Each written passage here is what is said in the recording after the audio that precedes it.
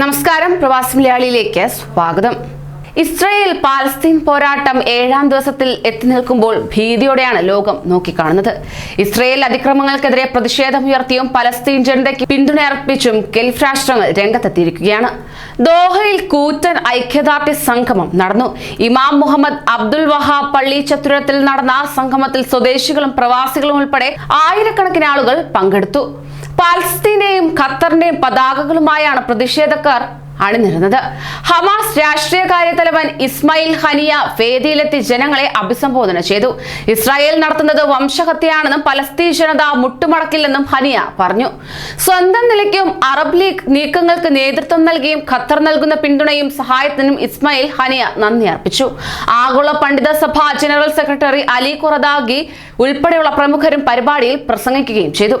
അതേസമയം പലസ്തീൻ ജനതയ്ക്ക് ഐക്യദാർഢ്യം പ്രകടിപ്പിച്ച് കുവൈറ്റിലും കാർ റാലി നടന്നു.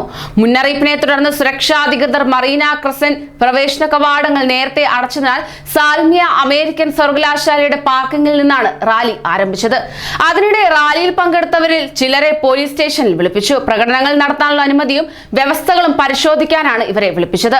മുൻകൂർ അനുമതിയില്ലാതെ രാജ്യത്ത് പ്രകടനങ്ങളും പ്രതിഷേധങ്ങളും നടത്താൻ പാടുള്ളതല്ല.